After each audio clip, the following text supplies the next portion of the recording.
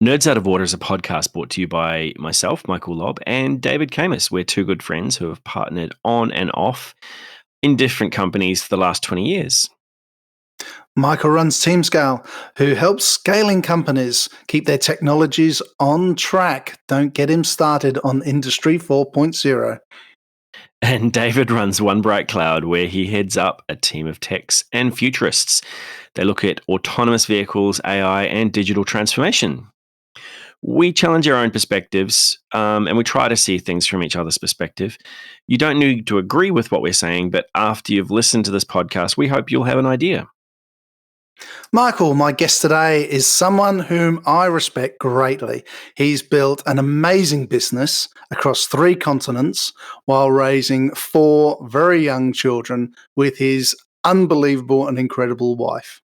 I first met him while he was working doing cost analysis on a multi-million-dollar program that I was leading in early 2000s. He left me to start up his own dog business, a dog family holiday home, and then he moved into Neon Signs, and that was in 2015. Neon Poodle has been highlighted in the Elle magazine. Elle is a worldwide lifestyle magazine for those non-nerd people out there. Wait, With so his it's got articles about celebrities and stuff? It's a celebrity, yes. It's a very well-known magazine. Something that you and I probably wouldn't be in.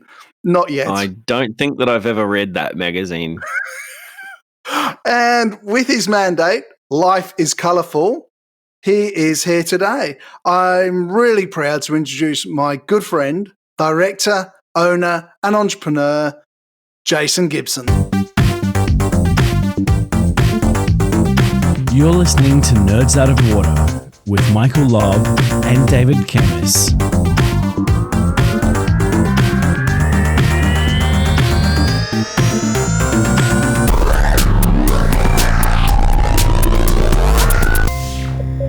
I'm really proud to introduce my good friend, director, he's an owner and entrepreneur, Jason Gibson. Yay! Hello.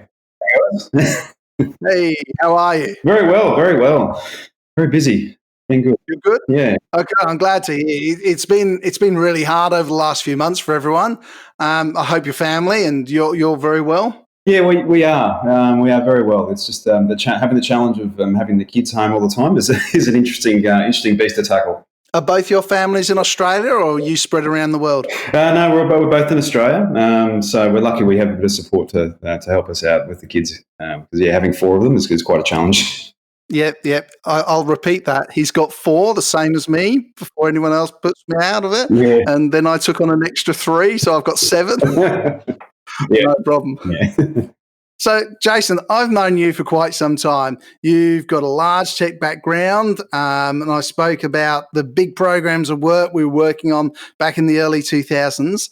How the hell do you go from the big programs to dogs to custom neon? Look, it's an interesting question. I've always had, ever since my father sort of instilled in me, that we've always had a bit of an entrepreneurial background. So, whilst I've always been doing IT projects and rolling these things out, I've always had this sort of the back of my mind. Always wanted to do something and work for myself, and which I have been doing on the side for many years. So. I guess it's been an interesting ride, that's for sure. We've been through a few different businesses now, from pet sitting through to custom neon, and being one of the biggest neon providers in the world. Tell us what is custom? What is Neon Poodle? How good are you? Well, Neon Poodle is basically we provide custom neon or even stock neon to a lot of people around the world. We started out 5-6 years ago when my wife had an idea to get our daughter's name in neon and to use it as an interior on our wall. And we searched and looked and asked many questions to many different neon companies around the world, or even a lot in Australia, and we couldn't source it. Majority of these guys were dealing with big commercial jobs. They didn't want to speak to someone that's only going to spend a small amount of money. So we, I took it on as a challenge to find that and source that myself, which we did. I found a nice LED neon product that produced the same, if not better, functionality than traditional glass neon. A lot safer, and it was just it was a lot easier for me to produce that for my daughter's name, and that's where it sort of started. We rolled the ball and started a company up and started social media, started pushing heavily into social media, and that's where we sort of built this brand, which is now across 3 different continents. We're in the UK, US, and also Australia. Absolutely amazing. Yeah, it's been a very interesting ride. We've been through a lot of challenges with the product, but we've come out the other side. I think we are one of the biggest in the world now, which provides a lot of services to people at home that want to get their names in lights, or even businesses and commercial work. We do a lot of commercial work as well. So yeah, it's just we provide it to anyone that wants a bit of bit of lighting in their house. That's what we do. So these are neon lights like the tubes we have in multicolours, in the shapes of names and figures and anything you can think of, is it? Yeah, anything you can think of. We can do anything, any names, logos, any sort of weird or wonderful name or word. We've done many different words that I probably couldn't repeat on this podcast. Oh. You can say whatever you like, it's fine. I have to say, I did see one of yours in, I think, the US, and it said, "I love you." Yeah, yes, yeah. There's been a few of those around for. It becomes quite a common little thing we create for weddings. People tend to use the F word quite a bit, which is quite nice. It's how to express yourself. It is. Apart from, you obviously are on Instagram, but I don't see you on a lot of other social media platforms.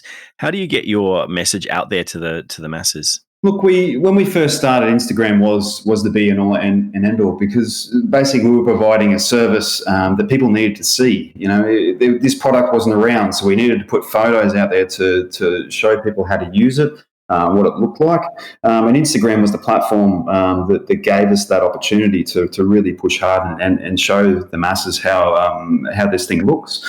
We're not heavy into Facebook and all the other new social media platforms.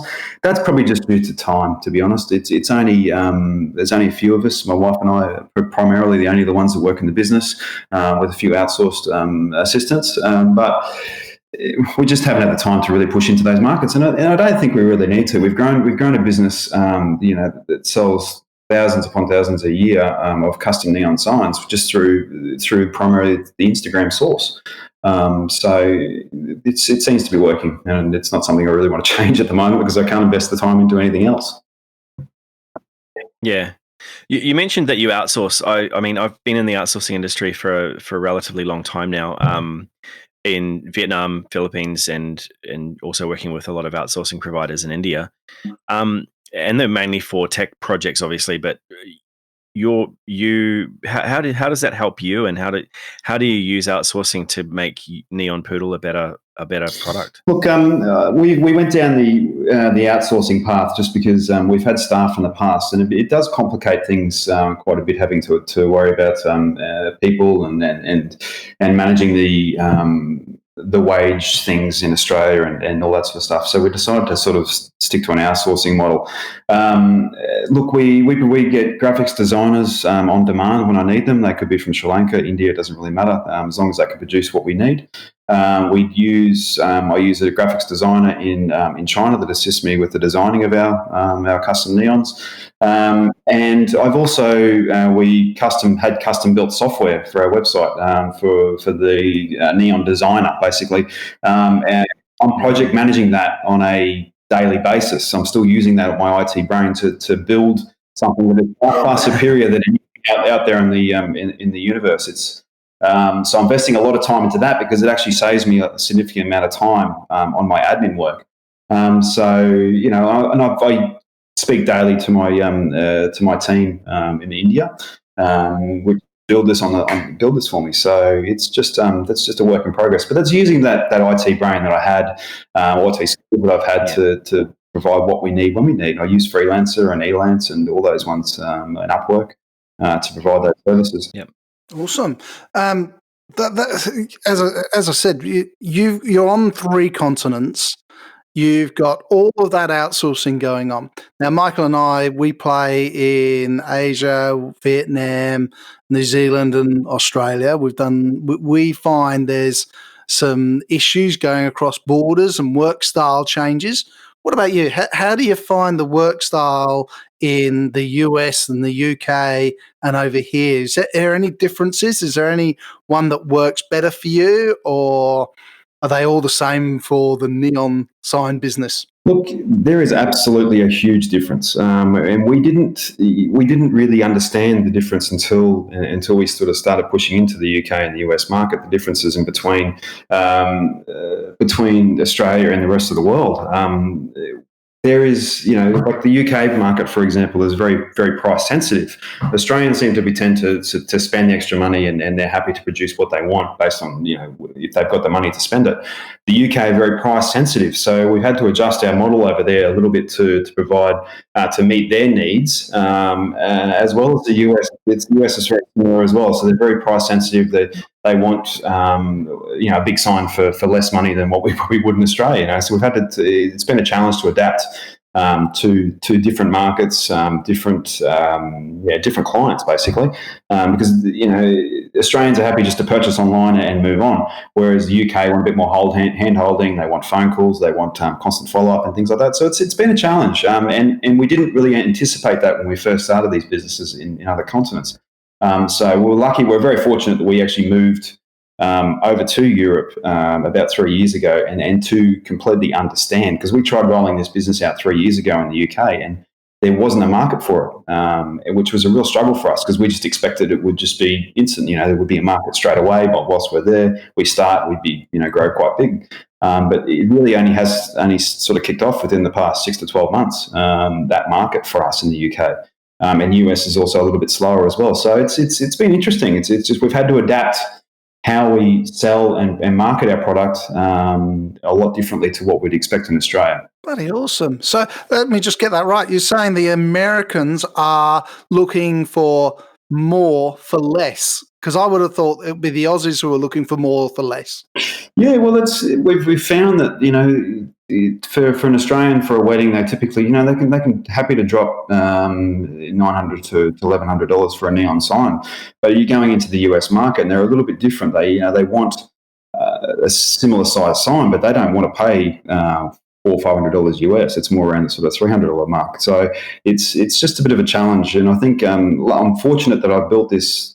The Neon Designer online, because it actually gives these people the prices straight away. So I'm reducing my admin time significantly, having to get quoting up for people. So it's been interesting. Yeah. And I mean, that on the internal side, what sorts of tools do you use to communicate internally to your team?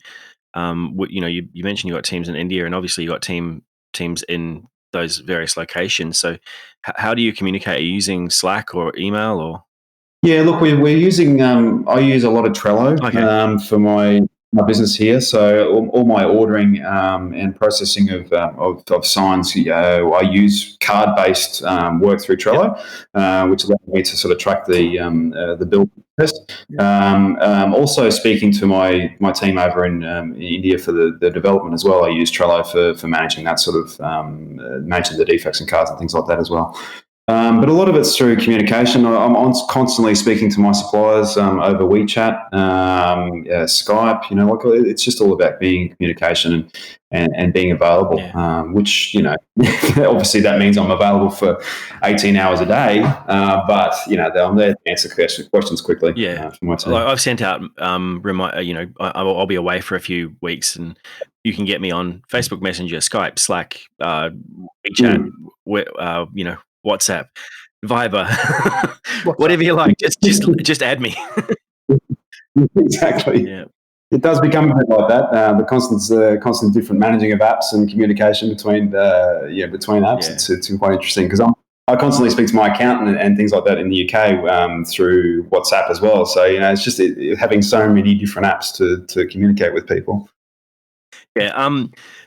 Along those lines, like what's changed over the years for you? Like obviously you were doing projects with David back in the days of black and white television. You know, Wait. I think it was colour when I first yeah, started. me too. What tech has changed over the last few years for you in your industries? Because you've been in 3 industries in the last 10 years, more or less. Yeah, look, it's a lot of things has changed for me. I think it's just it's understanding the industry that you're working in. You can only get that through experience. Like when I was in the IT game, my last role was for a very high profile telecommunications company, and I was managing a massive transition project there. And it's just I had to understanding your stakeholders, which is very similar to what you're understanding with your clients with regards to the business. If you know who your clients are and what they want, you can produce something that they're going to need. And that's like I said, pushing into that, having that neon design on our website. I understood what the clients wanted. They wanted the price instantly. They wanted to be able to design the sign without communication or without having to call someone to get a quote. So it's just understanding who your stakeholders are and providing what they need, basically. And that's what I've always done as being a BA and a project manager through my my tech projects that I've been involved in. Mm. Wow, that's cool.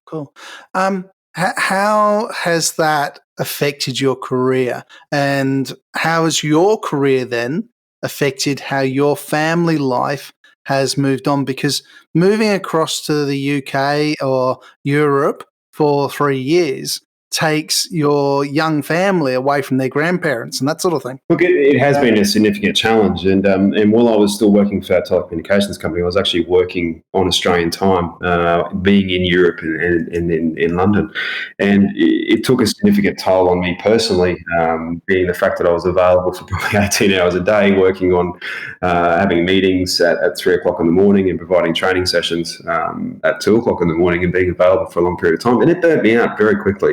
I managed to keep doing it for a couple of years, but it's just not having the ability to speak to people when you need them is a real challenge, and having that support network was quite tough in our move as well. My wife, I full credit to her. She's an incredible human being, and she does put up with a lot, especially with me with my working, because I tend to do it quite a bit. She looks after the kids and provides that support when I need it, and which is quite a bit, unfortunately. But it's been good for me personally because I've been around the kids. I saw the kids grow up, and I've got an 8-month-old at the moment, which I'm always there for her, and for my nearly 2-year-old as well. It's been good being with them through this whole process. Yeah, I think when I had an 8-month-old and a 2-year-old, I think I was travelling around Australia for a year, living out the back of a Land Cruiser with absolutely no technology. Yes, and that is also a challenge. Having technology there at the moment is a very big challenge because I'm answering messages whilst also trying to communicate with them, and it's hard to find that switch off point, that time in which you shouldn't be on and you need to focus on the kids. I've really struggled with that, having the IT project while I was running that, as well as the businesses. It's been a real sort of challenge, which I'm still facing, to be honest, trying to switch off and stay away from devices when you need to. Yeah, there's some really interesting articles at the moment about if you don't switch off and you don't have boredom time, your brain doesn't have time to actually think of new ideas. And I was only listening to something in the last couple of days, and I have now turned off all my notifications apart from one set of emails and WhatsApp, and I don't look at my phone as much. And it's really interesting to go through it. Normally, I'd be picking up my phone probably 10 times an hour. I think it's 91 times an hour. So it's just amazing how many times people pick them up. So if you were talking to someone who was considering going into a business for themselves, what do you think, what do you consider would be challenging for them? Look, taking that first step is always the hardest. For us, we were lucky because taking that first step wasn't quite hard, and I had the financial backing with my job to support me taking that first step. So, but our first step was to understand who we're trying to sell to. Who is your person? Who is your ultimate client that's going to pay for your services? That's our first point. My wife's idea. Well, she wasn't the only person in the world that thought that same thing. So understanding what her need was and meeting that need, and then understanding, okay, well, this could probably be a business, and to run with it was taking that first step was quite hard. You can source anything in the world. You can come up with any idea in the world, and you can find someone that can support you to do that. It's just also spending the time and effort to do that. But there is a client out there that will buy from you. There is an Eskimo that will buy ice from you. So you've just got to understand who that is, and then how to target them is probably our biggest challenge. Wow. I've just got one more question before we go into a couple of other little things. Michael and I talk about the Cybertruck a lot, which is the Tesla electric truck. What is your dream car? Look, at the moment, I'm driving a Volvo XC90, and I think if I had a brand new one of those, that would be lovely. That's probably my dream car at the moment, because the ability to have 4 kids and 2 adults in the car is nice. So I think that, unfortunately, anything that fits more than 6 people. But look, I think I'm an old school car person. I think I'd love a little MG with no roof that I could drive on a Sunday with no kids. That would be my ultimate dream at the moment. So I'm the simplest. I don't need a big expensive car to get around. A little classic convertible. How beautiful. How unconnected would that be? Yes, exactly. Yeah. AM radio, yep. Yeah, no iPhone jacks or anything. Oh, God, it would be talented. Yeah. Might even have an 8-track in it. Nice. We've got 3 questions that we ask most of the guests that come on. The first one is, what would you do differently if you had a chance over the years? That's a good question. I think, look, I would have liked to have started this entrepreneurial side of my brain a lot earlier. I think that because I was so focused on trying to produce or create a career in IT, I really pushed that side of my brain to the back. So I think if I was to change anything differently, it would be to start that earlier, start that in my early 20s when I've got a lot more passion, a lot more drive, and a lot more flexibility to do that. It becomes a lot more challenging as you get older, especially with a family. But I think if I could do that when I was in my 20s, that would be the only thing I would change.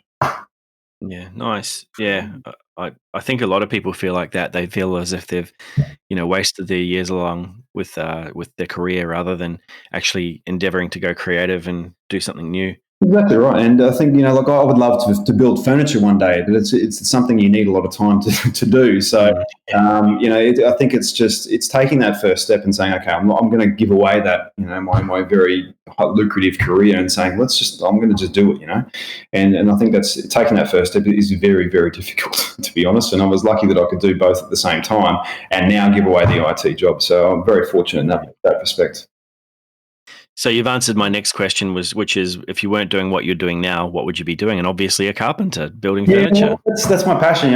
We've renovated quite a few houses, and I would really love to go and do a proper furniture course and to become make some nice chairs and things like that. So, but I enjoy building and just coming up with new things. Like I've got a couple of projects at the moment where I'm inventing new things, which is also a bit of a passion of mine as well. It's seeing something that everyone uses on a daily basis and reinventing that is something that I really enjoy as well. I'm building a new. I have built some new light bulbs that no one's ever seen around the world. We're the exclusive provider of these things in the world at the moment, where we have.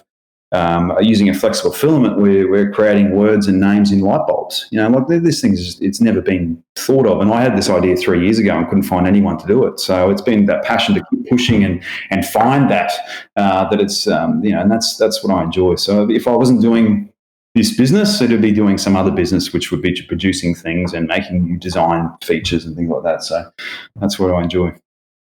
So that actually leads me perfectly into my last question, which is, what predictions do you have for the future of this industry, and obviously in technology, and obviously light bulbs with your name written in them is in the future? Yeah, well, we pushed in because we're dealing with a lot about LED is primarily what we deal with. Looking long life lighting products, and I think there's a huge market, and it's growing. And to be honest, in the UK and European market, the LED hasn't even hit that market. They've only just been forced to stop using halogen bulbs within the past, I think it's 12 months or 18 months. Wow. So in Australia, we've had LED downlights in our houses for the past 5-10 years. So there's a huge market over there for LED lighting, and I'm just trying to tap into that is the challenge, because there's so many people over there with different ideas, different things that they need. So, but yeah, I think there's tremendous growth, and there's opportunities into billboards and things that we're looking at as well. So there's growth in different ideas. So with that change in technology, I want you to tell me, how is AI going to change the future of us all? Look, one of the things I've been looking into recently, David, is a lot around billboard and marketing. I think, because you see big billboards on the side of the road, and you don't see a lot of small billboards that you can see and utilize with regards to AI. You can people walking down the street, you can start selling them products that they want, or they're thinking about through the AI technology. I think is where you could take that. So I think the AI, from my side of things, I think marketing is huge, a huge development area for that technology. So it's just understanding how to use that and tapping into that market. Awesome, because I believe we're going to be moving into very different homes in the new era as we move out of this COVID-19 state. Yeah. But I'd like to say thank you very much. Thanks for being here. You have been an awesome guest. I don't mind talking about my business. It's fun. I enjoy what we do. So. Oh, no, we're more than happy to promote your business. Thank you. Look after yourself and look after your family. And we wish you the very, very best of success in the future. Thank you very much. Appreciate the opportunity. Thanks, Jason. Don't forget to subscribe to the podcast and leave a comment if you see that you want to talk about something. We're always looking for new and interesting people to talk to, so send us an email. David is on Twitter at DaveWith7, and I'm on Twitter at Michael Lobb, MichaelLobb. Reach out. We'd love to hear from you. Thanks, everyone. Thanks, David. Like us and comment. Yeah. Thanks a lot. Bye.